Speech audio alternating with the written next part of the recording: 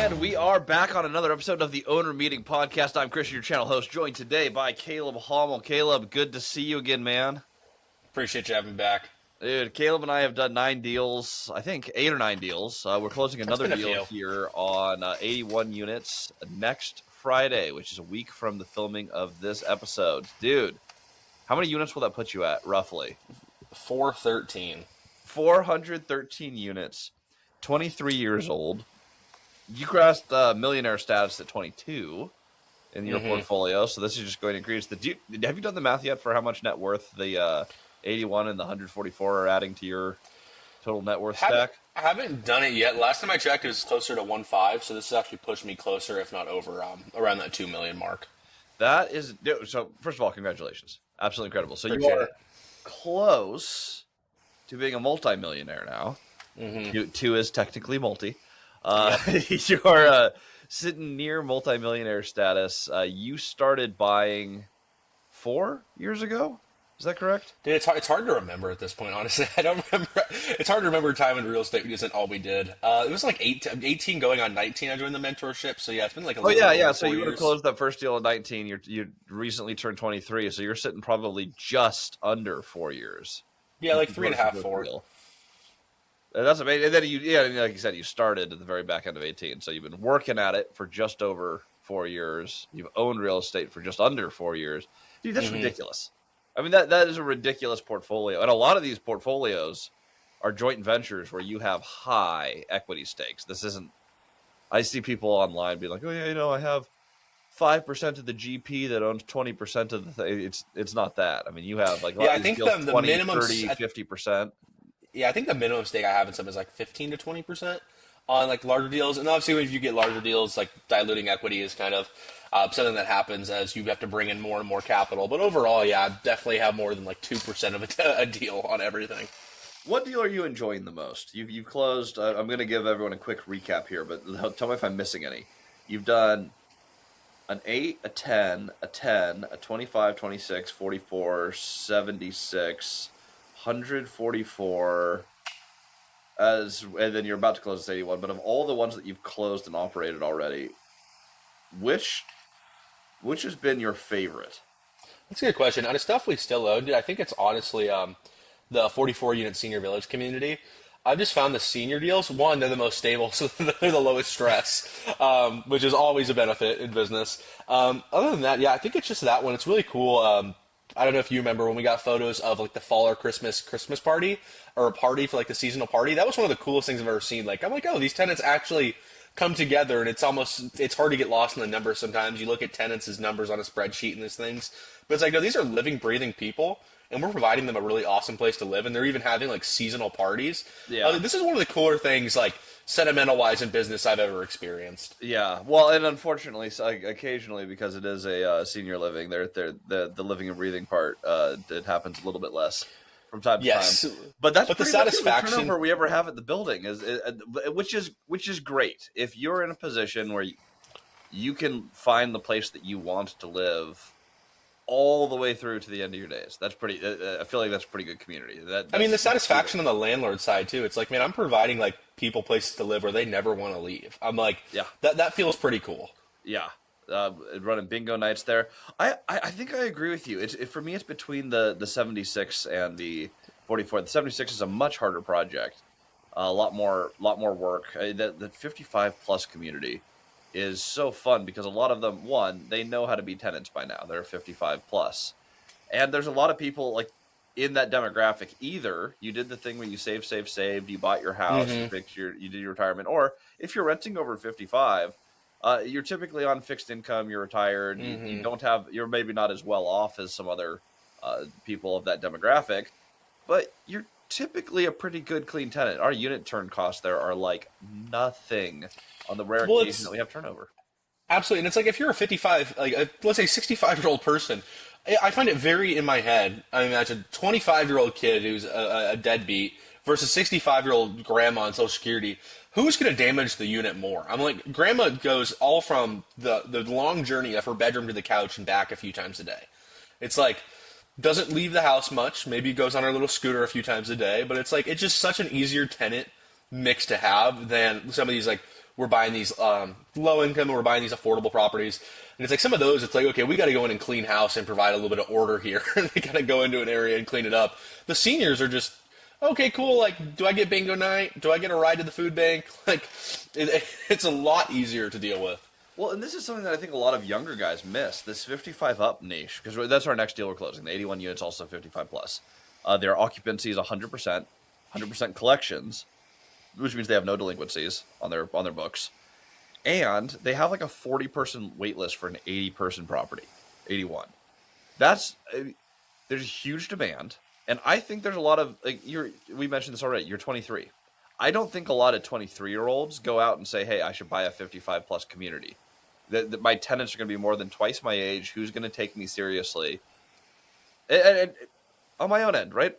I'm only 33. I turned 34 in like 2 days, but I think a lot of younger investors skip 55 plus because it's you just don't think about it as much. Well, it doesn't sound sexy either. It's like, oh, 55 plus. It's like a lot of people are trying to get this assisted living thing and all this, and they're just blatantly missing an opportunity for, hey, what about the folks who can't afford the primo 4-story assisted living building in Highland Park, Dallas? And it's like, okay, what about the people who just need a nice place to live? They're old, they're kind, they're respectful. Some of them are a little ornery, and it's like, that's going to happen. But I have to agree with you. If you're looking at just raw operations and money that we made dollar per dollar on running a property well, 55 plus.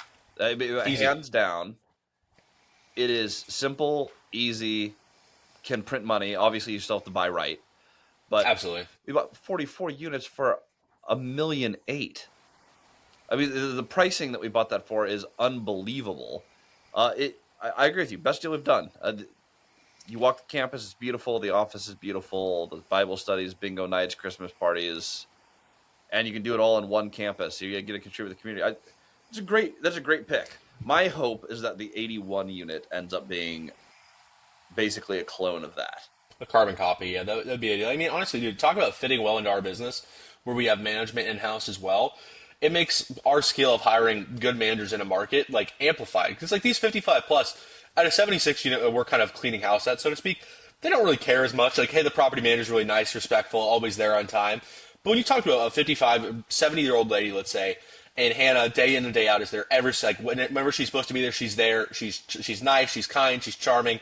It's like that goes so much farther on tenant retention on these communities as well. And just having decent human beings sitting in the office a couple days a week, if not every day of the week, goes 10 times farther. Let's talk. So for people listening, this is one of the biggest operational pieces, and this is something that we've had to learn by doing. Caleb and I invest heavily in secondary markets. So we're not like, I don't invest way out in the middle of nowhere like I used to when I was younger. But yeah, have you, the example I give people is, you've heard of San Diego, California, you've heard of San Diego, Texas. I've never gotten a yes. I didn't even know this place existed. It's like 400 people. It's like, we don't buy in those kinds of places. When you we say buy you're where from there's San humans. Diego, they don't assume San Diego, Texas? No, I've never gotten that one before. So, but the secondary markets, Stephenville, fastest growing college in the entire, arguably America. Yeah, in the entire America.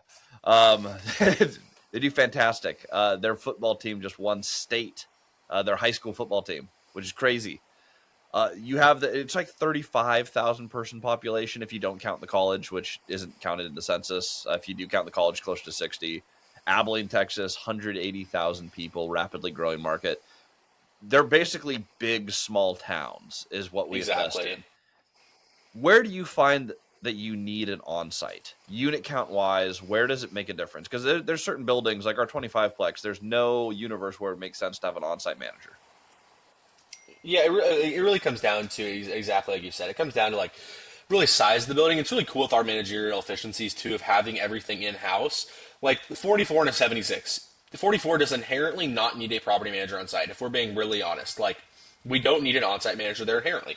But since we manage everything in-house, it's like, hey, you could spend a few days a week at the 76. Then you spend a few days a week in office at the 44. So the managerial efficiency, probably the most valuable piece, I think, like that I didn't expect of our companies when we started kind of throwing this thing all at the whiteboard, hoping things would stick.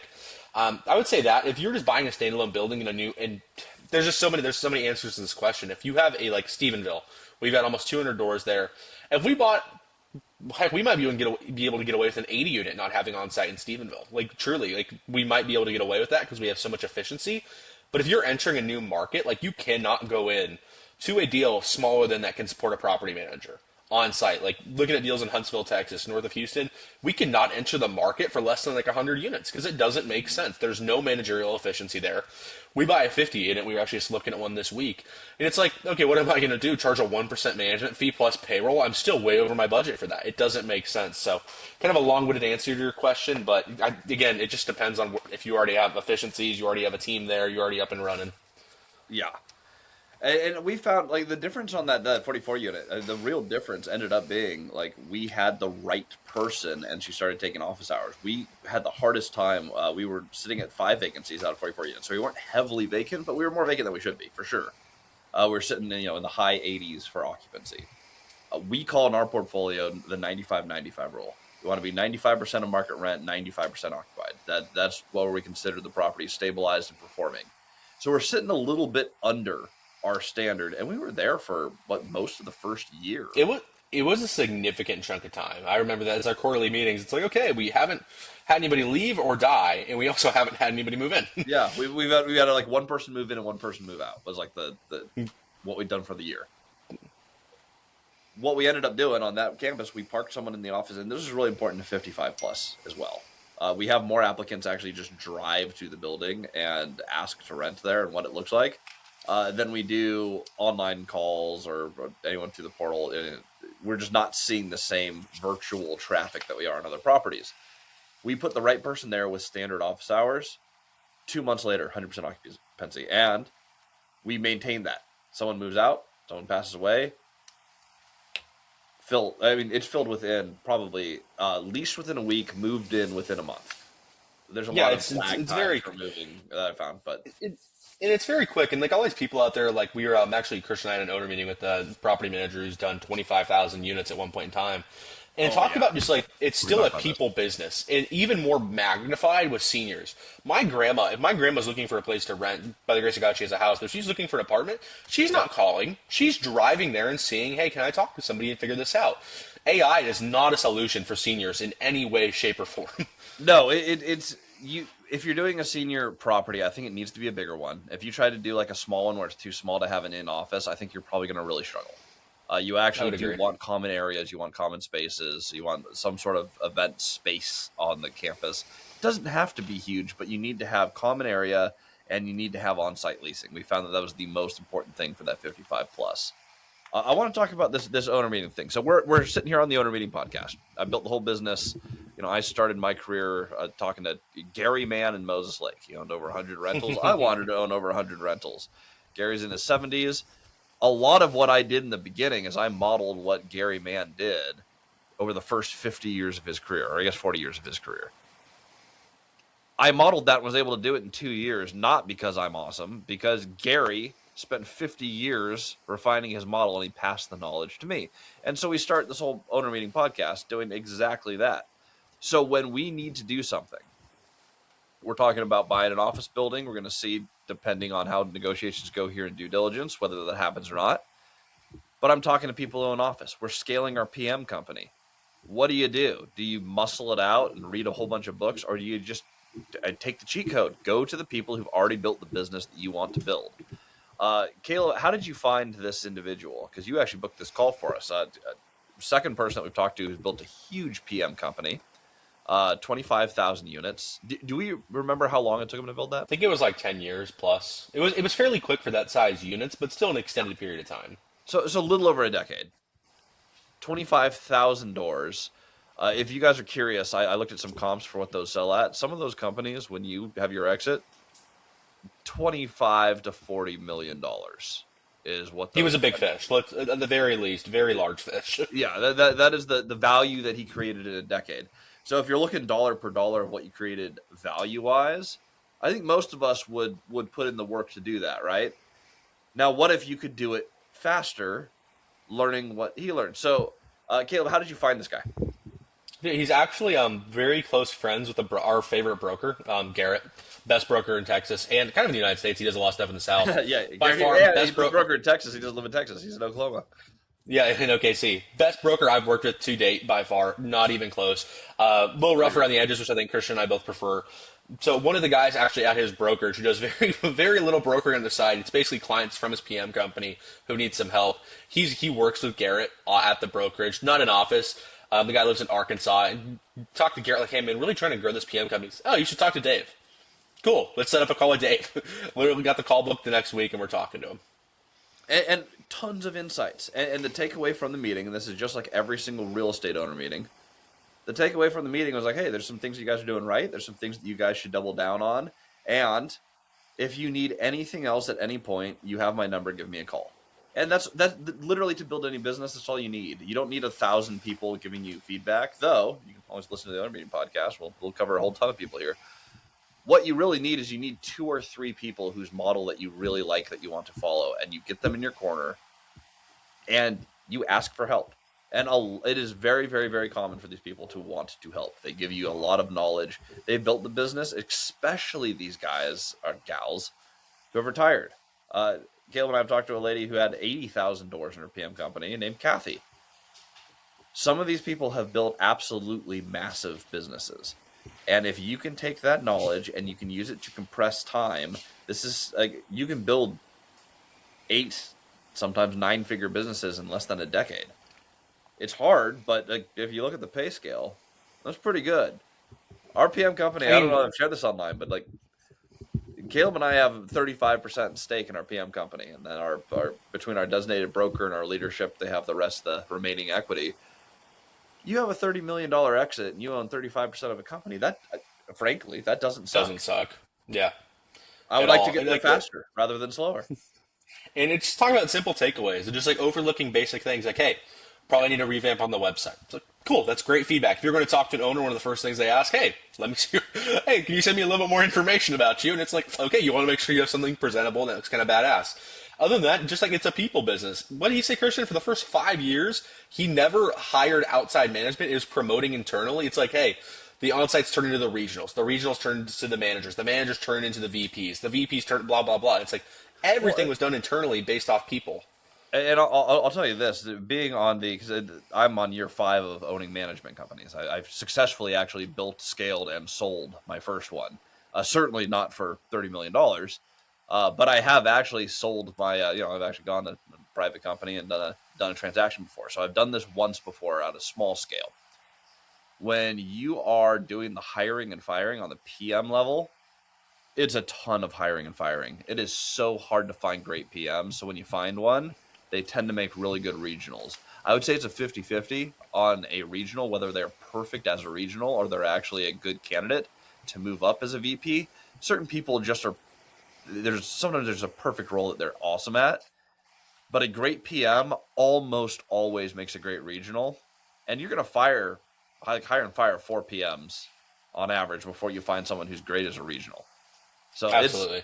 hiring from within is so important because if you, at least in this type of business, I found if you bring someone in from the outside, they don't know your systems. They're from a different company. They have a great resume, but they don't have the experience. They almost always fail. It is a company that does so well if you can hire from within. I love building PM companies from the ground up. It's the only business I like doing that with because you get your systems, your processes, you get your core team and the people you built with, you can continue to scale with, which has worked immensely well for us. I mean, last thing out there, talk about culture. It's like somebody who's already involved, somebody who's been there for an extended period of time, understands the culture. If they're still there after 3 years, 4 years, they probably like the culture. That's a pretty safe assumption. They're still there for that extended period of time. You don't hear any gripes in 4 years. Either they are horrible communicators about how they express their feelings, or they genuinely enjoy working with you. And those are going to be the two options. And if you have somebody over time, for us, it's like we've had certain people who actually moved from Washington and done this thing with us, and they're still here for a reason. They're a part of leadership for a reason. It's like, okay, this person's really valuable. And talk about being in the right role. Sometimes somebody is an A player and they're in a role and they look like an F, and you're like, gosh, dang, I cannot do this with this person. Shift them around to a different position. Oh, here's what was missing. Yeah, Check. and sometimes it's hard to do, right? Sometimes you let go of people who might have thrived in another position. Sometimes you move people around and they just never quite get the hang of it. We just recently dealt with a situation where an employee started a competing company and stole a lot of our business. You run into all of it. You said something that is really cool to hear a 23-year-old say. Culture. When you're first starting a business, for usually your first couple of years, sure, culture is important. You're going to see a lot of books on how important your business culture is. When you're first starting a company, butts and seats and surviving is all you're working on. You're like, hey, we got roles. The company's grown beyond me. We got to get a body in here, and hopefully it's the right person. And it's usually not. You interview. Amen. You're building your team. Culture is not the first thing you work on. Nope, it's Culture down is the something line. you get to work on when you've established a team, and you're like, okay, good. We're keeping everyone. It's really fun to get to have these talks of culture. So Caleb has been a huge part of building multifamily strategy, the mentorship. So this is a great example. There are enough people on the sales team today to field a full fantasy football team. Like we could start a awesome league. When we started, there's like two guys, and we have to hire and fire like every 2 months. Yeah, a There's no lot different. culture there. By the time you start liking people, they're already gone. Yeah, It literally. it takes some time to build culture. We're just entering this phase where it's like, hey, PM, this is why we're looking for an office. There are enough humans where it's faster and better to have space. Projects that take us all day to do because hey, I'm waiting on Caleb for this piece of information. Good, I got it from Caleb. Now I need something from Christian, and now I need to go back to the other property owner. Like all these different roles. There's certain things where it's like, hey, projects that take a few hours remotely can take 15 minutes in office. If I can go down the hall and we can knock out this project, you start to get this, and now you see each other every day. You guys have office parties. You actually get to start to build the culture of the company. This is where you get real retention from everyone I've spoke to. You don't start with that would be stupid. You're just going to Nope. lose money. But as you start to Exactly. hit that phase, that's where your business tends to start blowing up in a positive way. That's where, hey, we're faster, we're sleeker, we see each other all the time, we're an actual team, and you start performing like a unit. It's just like a sports team. If everyone practices individually as a remote company, you can have people who are pretty highly skilled, but you don't play as a team until you play as a team, which is why we're at the phase that we're at. Just so cool that you get to do this at 23. Yeah, I know, and even it's you can still build it remotely. It's more difficult. Like you mentioned MFS, like we're over a person team pretty easily at this point, and it's like, okay, how do we build culture? Daily meetings. How do we build accountability? You're on time or you're not let in the meeting. Or if you show up late a couple times, hey, one more time and you're out, and you're actually out. How do you build people that respect your time and respect their own time? You start throwing challenges in there. Hey, if you do X, Y, Z, monetary reward of some sort. Okay, we're all bought in. We're all in line. If it's not in-person communication, the second best thing, if possible, is virtual communication. Yep. Slack has been incredible. It's like just keeping guys engaged, keeping like following up in group chats, guys responding throughout the day. It's like actually building a culture. It's so much easier in person, especially like a man-heavy business like PM. For sales, sometimes sales isn't always feasible when we've got some dudes working for us in Germany who are knocking it out of the park. It's like, hey, I can't bring Dan from Germany to the States right now. It Yeah. doesn't have a visa, any of that stuff. So virtual culture is extremely important as well. Oh, I love that. What would you say thus far for you has been the hardest part of starting and running multiple businesses? I tell everyone not to start multiple businesses at a time. You convinced me to break my own rule and do that with you, so we did exactly that, and it's been exactly as hard as I thought it would be. Um, Yep. what has been the hardest part for you going through, you know, helping scale and launch multifamily strategy, and then directly owning and launching property management while doing real estate acquisition, both JVs and syndicated? Syndicated, you're running a fund. I would almost call that its own company. So you Yeah, really have like a pretty much. capital raising company. You have a real estate acquisition company, essentially. I know it's the same thing, but really it's two things. You have Totally. a property management division, which is absolutely a standalone company that does, personal and third party. And then you're scaling full time another company. Uh, Yeah. what's the hardest part? Yeah, I think it's like mental management. I don't know if that's the perfect term for that, but like being able to stay locked in even when it's like, hey, great success in company A and company C, we're putting out fires all day, and it's being able to hit an equilibrium, which is the battle. Most of the time it sucks. Most of the time you're not going to be able to find it. For me, it's the worst at night when I start getting a little more tired. I'm like, dear God, my whole universe is collapsing in right now. This is horrible. But trying to find equilibrium throughout the day and just being content. And it's like, hey, cool. Like being able to celebrate the success of company A and deal with the hardship of company C at that same time and still try to keep some sort of kind of even keelness, by far the most difficult aspect of everything. Yeah. Well, and you guys may not know this, but like when I'm running, we've done this webinar series that we've developed over the last several years now. There's been, I was looking at the registrations, 100,000 people have registered for this webinar series in its various forms throughout the past several years. Caleb's on every single Wednesday that we run this at night with me, making this thing happen. Caleb's a morning person, not a night person. Like there are some evenings I'm imagining the last thing you want to do is help out with a webinar, and we're going to, oftentimes, I'm supposed to end closer to 8. I'm ending closer to 9 o'clock, and Caleb's in there helping me out and answering questions and pushing the state management is really hard because, Hardest especially part. in companies, you don't really get time off. Like, stuff happens and you deal with it. Same with the Yeah, that's buildings. A pretty much fire it. happens at 3 a.m. I'm still getting called. I need to, not that it happens often, but a few times a year, you got to flood or a fire. We own hundreds and hundreds of units. Caleb has over 400 units in his portfolio. That's a massive portfolio. Stuff happens. It is Absolutely. really, really hard. What has worked for you as far as that staying locked in? While 95% of business is just a grind. The 5% Yeah, is totally. awesome, but the 95% is like you're just banging your head against the wall. How do you stay Yeah, locked into absolutely. that? I mean, like the 5% is like the top of the mountain. Like you're feeling that for a brief moment every day or every week.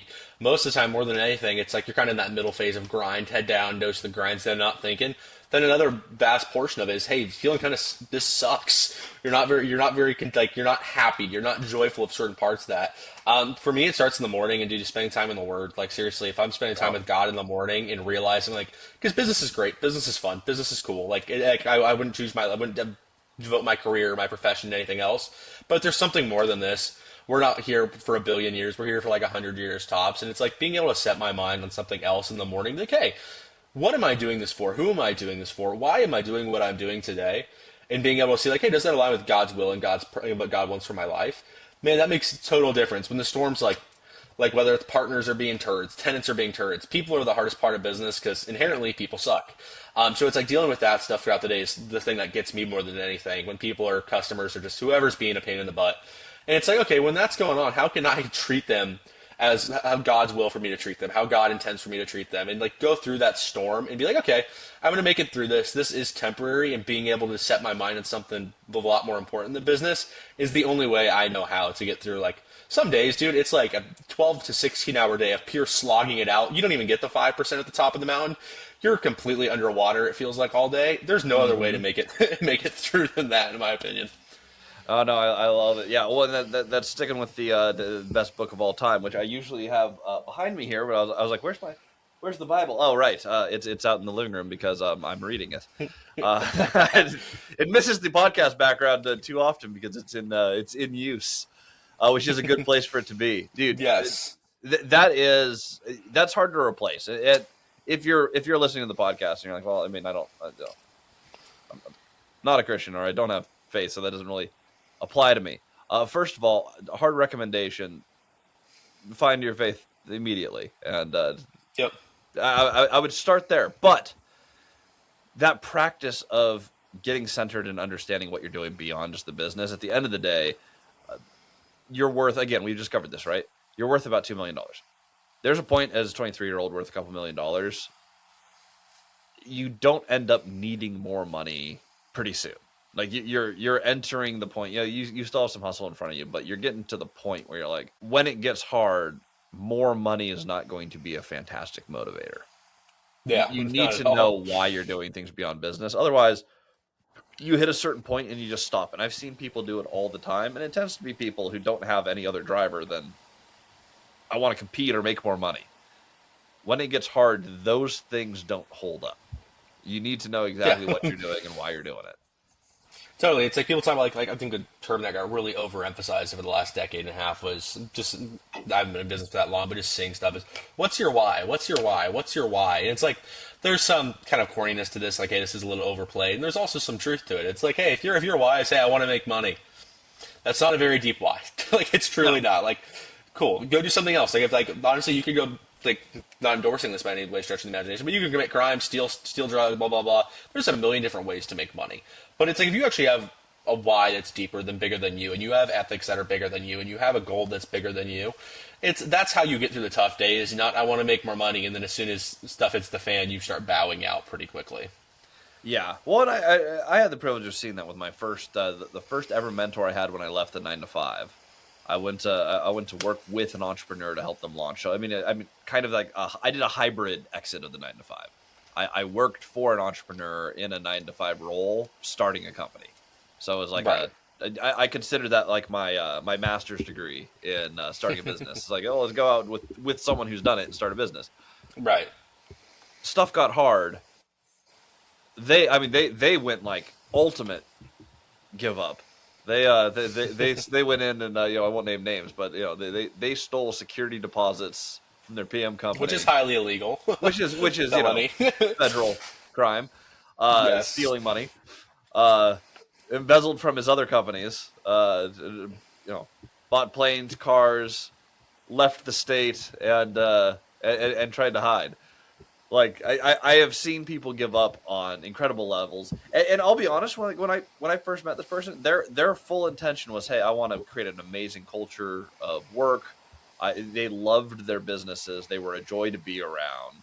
I honestly think they started this thing being like, hey, this is going to work. The problem is business is hard, and all of your plans don't Yep. always work. When it Correct. got hard and everyone was working, I would catch him in his little secret office playing Minecraft. I'm like, if you give up and you play Minecraft and then you steal money and flee the state, there's not going to be a sustainable way to run business. And I know it's a silly example, but that's what happened the first time I tried to learn how to do business. I literally watched someone implode at a unbelievably high level of they just went nuts and made bad decisions. We get the privilege on the back end of that of watching all that happen. We got to learn all the good, all the bad, and talk about owner meetings. That's why we share the stupid tax on almost every single episode.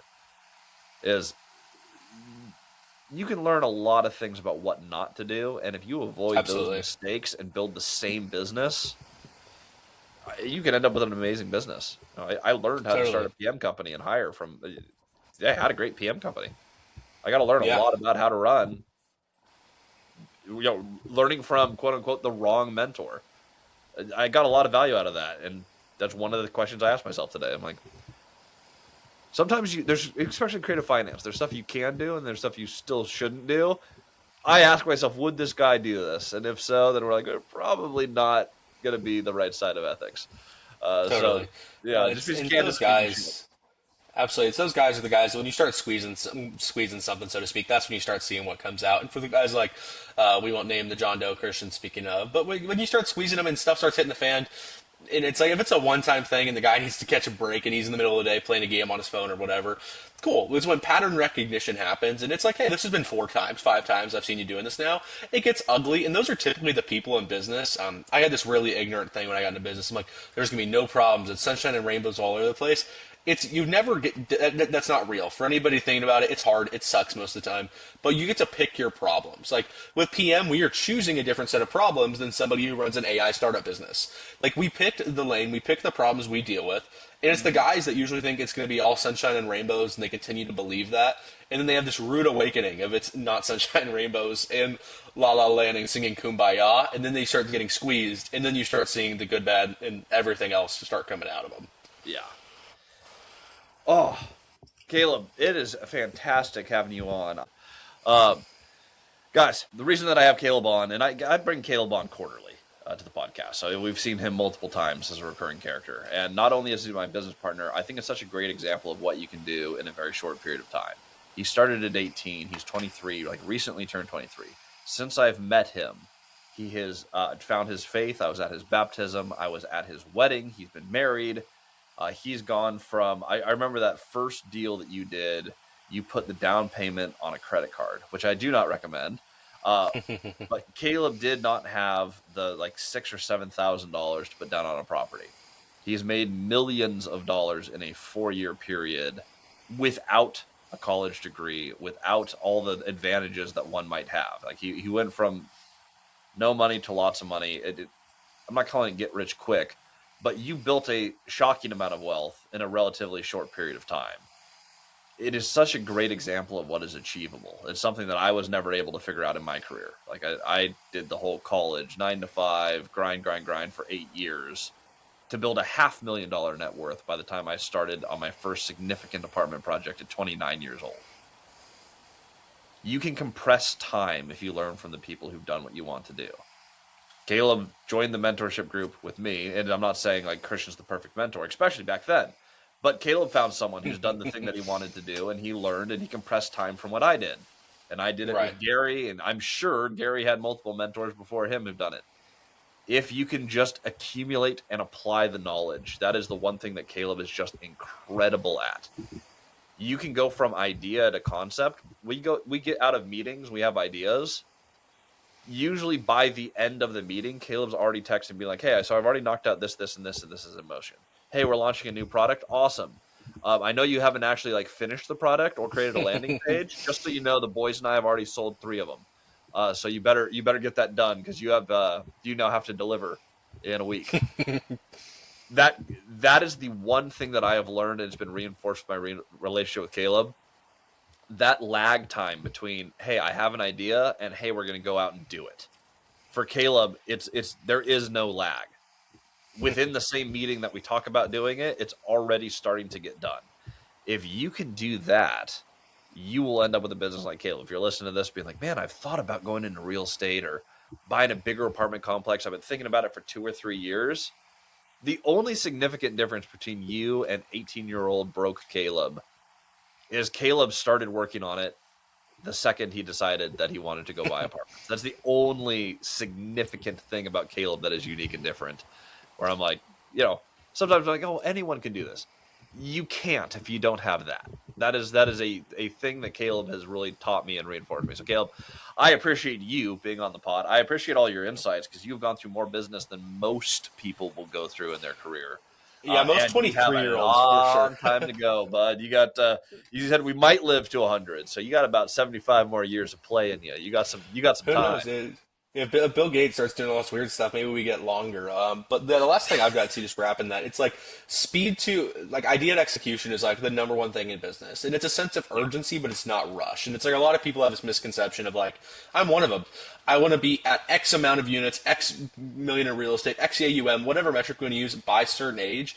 It's like great, that's down the line. That's like 100 million steps in the line is that result.